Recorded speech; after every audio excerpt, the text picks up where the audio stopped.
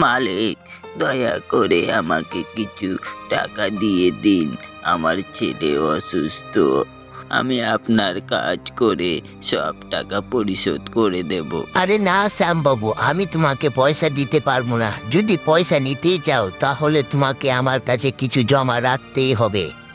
কিন্তু মালিক, আমার কাছে তো এমন কিছু নেই যে আপনার কাছে রাখবো।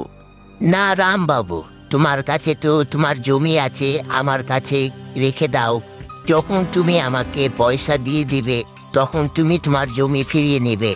ঠিক আছে মালিক, আমার জমিটা আপনার কাছে রেখে দিন। তাড়াতাড়ি করে আমাকে কিছু পয়সা দিন। তারপর প্রধান মশাই সেই লোকটিকে টাকা দিয়ে দেয়, আর সেই লোকটি টাকা নিয়ে চলে যায়। প্রধান মশাই ছিলেন খুব কঠোর। তার হৃদয় ছিল একদম পাথরের মতন। সে মানুষগুলোকে দিয়ে প্রচুর কাজ করাতো। তার কাছে অনেকগুলা মানুষ ছিল কাজ করার মতো। সেই গ্রামেই শ্যাম নামের একটা ছেলে থাকতো। সে প্রচুর পরিশ্রমী মানুষ। তার একটা জমি ছিল।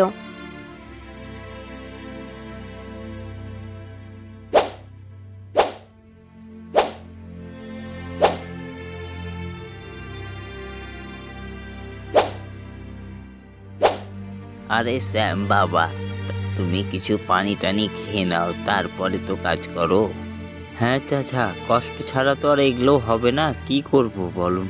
হ্যাঁ বাবা, তোমার ছোট জমিতে তো 2 গুণ ফসল হয়, এই জন্য তো তুমি ভালো ফসল পাচ্ছ।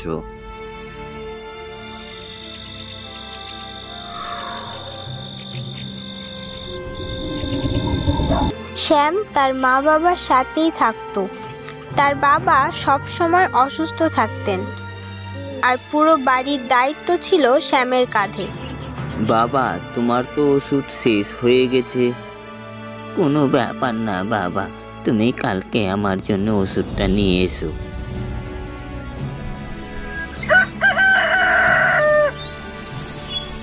শ্যাম সকাল সকাল উঠে তার বাবার জন্য ওষুধ নিয়ে আসে। মা, আমি বাবার জন্য ওষুধটা নিয়ে এসেছি, তুমি সময় মতন বাবাকে ওষুধটা খাইয়ে দিও।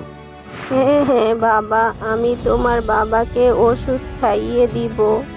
মা, আজকের দিনটা অনেক ভালো, তাহলে আজকে আমি জমিতে বীজটা লাগিয়ে দিই।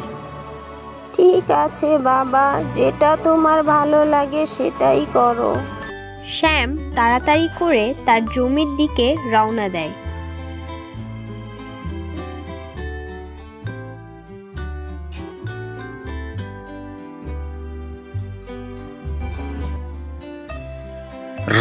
চল চল চল চল, তাড়াতাড়ি চল, জমি চাষ শেষ করতে হবে আর জমিতে বীজ লাগাতে হবে।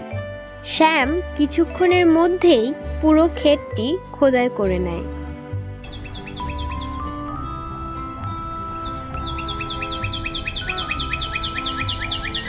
কিছুদিনের মধ্যেই ক্ষেতে অনেক ভালো ফসল হয়। আরে শ্যাম ভাই, প্রত্যেকবারের মতো এবারও তো আপনার ফসল অনেক ভালো হয়েছে। হ্যাঁ দিনেশ ভাই, প্রত্যেকবারের মতন এবারও ফসল ভালো হয়েছে, উপরওয়ালার দয়ায় এবারও ফসলটা অনেকটাই ভালো হয়েছে। তারা দুইজন কথা বলছিল, কিছুক্ষণের মধ্যেই আকাশ পুরো মেঘে আচ্ছন্ন হয়ে যায়।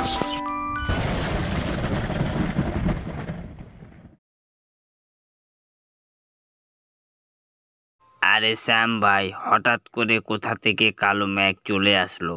আমার মনে হচ্ছে আজকে অনেক জোরে ঝড় চলে আসবে, চলো ঘরে ফিরে চলে যাই। আরে দিনেশ ভাই, সঠিক করে বলো তো, আজকে যদি ঝড় হয় তাহলে আমার সব ফসলগুলো নষ্ট হয়ে যাবে। এইটুকু বলার পরই অনেক জোরে বাতাস বইতে শুরু করে। বাতাসের সাথে বৃষ্টিও পড়তে শুরু করে। আরে রে রে, এ কি, অনেক জোরে তো বৃষ্টি চলে আসলো। আরে শ্যাম ভাই, তাড়াতাড়ি চলো, না হলে আমরা বৃষ্টিতে ভিজে যাব যে। তারা দুজন তাড়াতাড়ি করে একটি বড় গাছের নিচে যেয়ে দাঁড়ায়। আরে দিনেশ ভাই, এভাবে যদি বৃষ্টি হতেই থাকে তাহলে তো আমার সব ফসলগুলো নষ্ট হয়ে যাবে। কিছুক্ষণ পরই বৃষ্টির সাথে সাথে বরফও পড়তে শুরু করে, আর দেখতে দেখতে সব ফসল নষ্ট হয়ে যায়।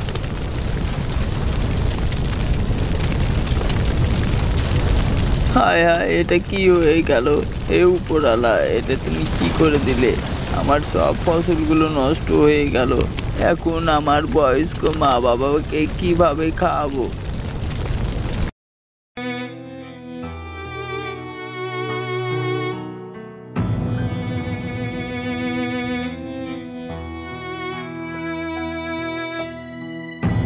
বাবা, তুমি চিন্তা করো না, উপরওয়ালার প্রতি ভরসা রাখো, সব ঠিক হয়ে যাবে। না বাবা, আর কিছুই ঠিক হবে না। আমার তো সব ফসলগুলো নষ্ট হয়ে গেছে। আমি এখন কি করব বাবা? বাবা, তুমি চিন্তা করো না, কালকে প্রধান মশাইয়ের বাড়ি গিয়ে কাজের কথা বললেই সে তোমাকে কাজ দেবে।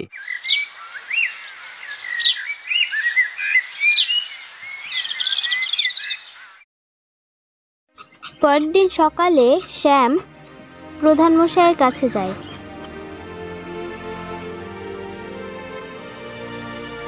প্রধান মশাই, আমি অনেক চিন্তাতে পড়ে আছি, দয়া করে আমাকে কাজে নিয়ে নিন। শ্যাম প্রধানকে সব কথা খুলে বলে। প্রধান মশাই জানতেন শ্যাম খুব পরিশ্রমী একটি ছেলে। সে অল্প জমিতেই 2 গুণ ফসল ফলাতে পারে। যদি সে শ্যামকে কাজে রাখে তাহলে তার 2 গুণ ফসল হবে। কিন্তু সে শ্যামের অসহায়তার সুযোগ নিতে চায়। হ্যাঁ হ্যাঁ স্যাম, তোমাকে আমি কাজে রাখতাম, কিন্তু তো এখন তো আমার কাছে আর কোনো কাজ নেই। এখন তুমি ঘরে ফিরে যাও, আমার কাছে যখন কাজ থাকবে তখন তোমাকে আমি ডেকে নেব। না না প্রধান মশাই, আপনি তো সবই জানেন, আমাকে কাজে রাখুন, না হলে যে আমি আমার বাবা মাকে কিছুই খাওয়াতে পারবো না। প্রধান মশাই, আমাকে দয়া করে আপনার কাজে রাখুন। হ্যাঁ হ্যাঁ, আমি তো এটাই চেয়েছিলাম, আমি এই সুযোগই তো খুঁজছিলাম। আমি একে অল্প পয়সাতেই সবগুলো কাজ বেশি করে করাবো। আচ্ছা আচ্ছা, ঠিক আছে ঠিক আছে, আমি তোমাকে তো কাজে রাখবো, কিন্তু আমি সবাইকে তো 200 টাকা করে দিই। তুমি যদি 200 টাকা করে কাজ করতে পারো তাহলে তুমি করতে পারো। হে উপরওয়ালা, আমি এখন কি করব?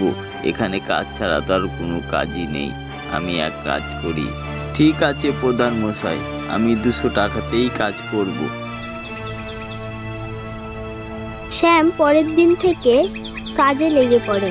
এইভাবে সে জমিতে চাষ করতে করতে তার 2 মাস লেগে যায়। শ্যাম প্রধান মশাইয়ের ক্ষেতে 2 গুণ ফসল ফলায়। এটি দেখে প্রধান মশাই খুব খুশি হয়ে যায়। আরে বাহ, শ্যামের তো এবার ফসল ভালোই হয়েছে। আরে শ্যামের তো আর কোনো কাজ নেই, আমি এক কাজ করি, ওকে আজকের মজুরি দিয়ে ওকে বিদায় করে দিই, আর 2 মাসের মজুরি পাবে, ওকে দিব না। আরে এ নাও শ্যাম, তোমার আজকের মজুরি। কালকে থেকে তোমাকে আর কাজে আসার কোনো দরকার নেই এখানে। কিন্তু প্রধান মশাই, আমাকে কাজ থেকে কেন বের করে দিচ্ছেন? আমার কি কোনো অন্যায় হয়েছে? আরে না শ্যাম, তুমি কোনো অন্যায় করোনি। আমার কাছে এখন তোমার কোনো কাজ নেই। যদি আমার কোনো কাজে দরকার লাগে তখন তোমাকে আমি ডেকে নেব। কিন্তু প্রধান মশাই, আপনি যদি আমাকে কাজ থেকে বের করে দেন, আমি তাহলে না খেয়ে মারা যাব। আমি বাবার জন্য কোথা থেকে ওষুধ নিয়ে আসবো?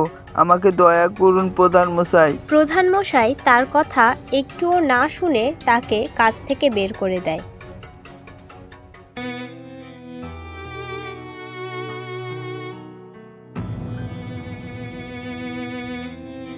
আরে বাবা, আজকে তুমি খালি হাতে আসছো, ঘরের কোনো বাজারই তো নিয়ে আসোনি। মা, আমাকে ক্ষমা করে দাও, আমি তোমার জন্য কিছুই করতে পারলাম না। কিন্তু বাবা, তুমি এত চিন্তা করছো কেন? কি ব্যাপার? তারপর শ্যাম সব কথা তার মাকে খুলে বলে। মা, তুমি বলে দাও, আমি এখন কোথায় যে কাজ করব, কার কাছে গিয়ে আমি হাত পাতবো? কিন্তু বাবা, তুমি ব্যস্ত হও না, আজকে আমি পানি খেয়েই শুয়ে যাব। কিন্তু আমার ক্ষুধাও তো লাগেনি। বাবা, তুমি হার মেনো না, তুমি আবার প্রধান মশাইয়ের কাছে যাবা, হতে পারে প্রধান মশাই আবার কাজ দিতে পারে।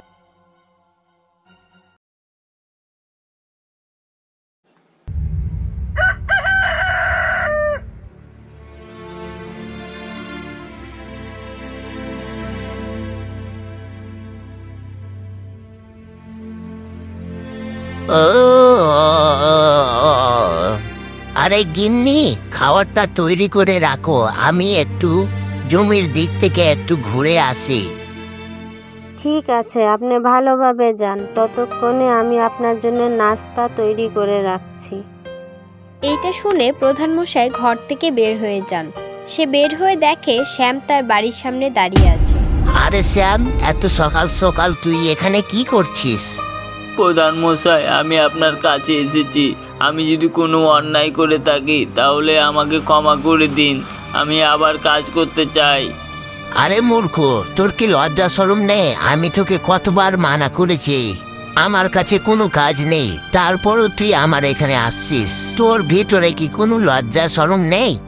প্রধান মশাই, আমারও লজ্জা শরম আছে, কিন্তু যখন আমি আমার বাবা আর মাকে পানি খেয়ে ঘুমাতে দেখি তখন আমার অপমানও কিছুই মনে হয় না।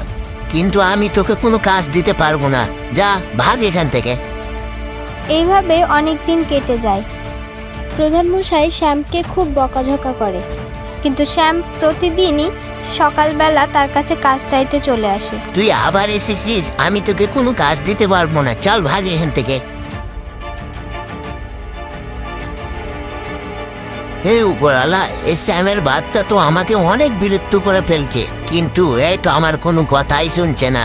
আমি এক কাজ করি, কালকে সকালে কিছুদিনের জন্য আমার নিজের আত্মীয়র বাড়ি চলে যাই, তাহলে শ্যাম আমাকে আর কোন বিরক্ত করতে পারবে না, তাহলে আর আসবেও না। সকাল হওয়ার আগেই প্রধানমশাই আর তার বউ মিলে গরুর গাড়িতে করে চলে যায়।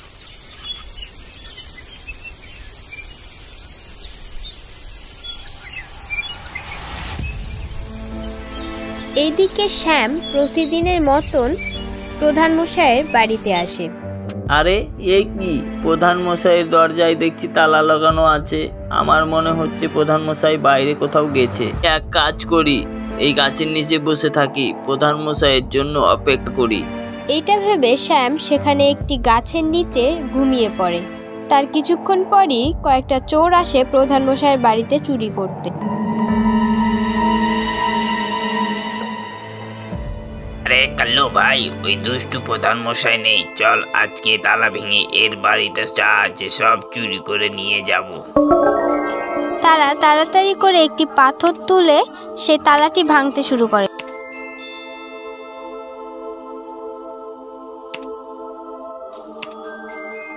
আরে এ কে? আমার তো মনে হচ্ছে আর কোনো চোর হতে পারে। আরে থামো, তোমরা কে? আর প্রধান মশাইয়ের বাড়ির তালা কেন ভাঙছো তোমরা? আরে হাদারাম, তুই কি চোখে দেখতে পাস না আমরা হলো চোর? আমরা এই তালা ভাঙছি চুরি করার জন্য, চল ভাগ এখান থেকে। আরে না না, আমি থাকতে তোদেরকে কাউকে চুরি করতে দেব না।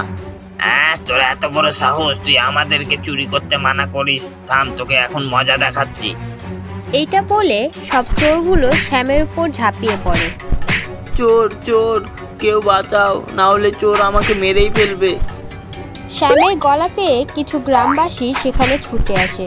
তাদের দেখে চোরগুলো পালিয়ে যায়, আর শ্যাম সেখানেই আঘাতপ্রাপ্ত হয়ে পড়ে থাকে।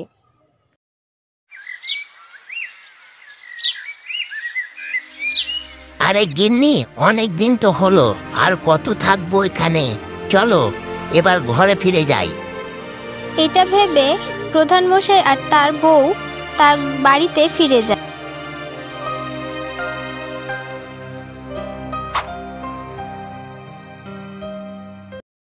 আমি যেটা ভেবেছি সেটাই হয়েছে, শ্যাম আমাকে আর প্রতিদিনের মতন বিরক্ত করতে আসবে না এখানে। আরে এটা কিভাবে সম্ভব? শ্যাম তো এখনো এলো না, হয়তো এত তাড়াতাড়ি হার মানাচ্ছিলে না, কিন্তু এলো না কেন? কোনো বিপদে পড়লো না তো? যাই ওর ঘরে গিয়ে দেখি তো। এটা ভেবে প্রধানমশাই গ্রামে বের হয়। আরে দিনেশ ভাই, শ্যাম কি কোথাও গেছে নাকি? ওকে কোথাও দেখতে পাচ্ছি না। আরে প্রধান মশাই, আপনাকে কি আর বলবো, আপনি চুরি হওয়া থেকে তো বেঁচেই গেছেন। কি বললে? আমি ঠিক বুঝলাম না, কি হয়েছে আমাকে খুলে বলো তো। সেই লোকটি প্রধানমশাইকে সব খুলে বলে। এসব শুনে প্রধানমশাই অবাক হয়ে যান। প্রধান মশাই, শ্যাম অনেক ভালো ছেলে, এখন পর্যন্ত কারো কোনো ক্ষতি করেনি সে। দয়া করে ওকে আপনি কাজে নিয়ে নিন। না দিনেশ, আমার অনেক বড় ভুল হয়ে গেছে। আমাকে তাড়াতাড়ি করে ওর ঘরে নিয়ে চলো। তারা দুইজন যখন শ্যামের বাড়ি যায় তখন তারা দেখে শ্যাম আহত হয়ে বিছানায় শুয়ে আছে। শ্যাম, তুমি আমাকে ক্ষমা করে দাও। আমি তোমাকে অনেক কষ্ট দিয়েছি। আমি তোমার মতন মানুষকে চিনতে ভুল করেছি। আমি তোমাকে অনেক কষ্ট দিয়েছি। আমাকে পারলে ক্ষমা করে দিও শ্যাম। না প্রধান মশাই, আপনি কেন ক্ষমা চাইবেন? এটা তো আমার কর্তব্য ছিল। শ্যাম, কালকে তুমি চলে আসবে। আমি তোমাকে আমার বিশেষ অনেক দায়িত্ব দেব। প্রধান মশাই শ্যামের মাকে 500 টাকা দেন। তারপরের দিন থেকে শ্যাম প্রধান মশাইয়ের এক বিশেষ লোক হিসেবে কাজ করতে শুরু করে।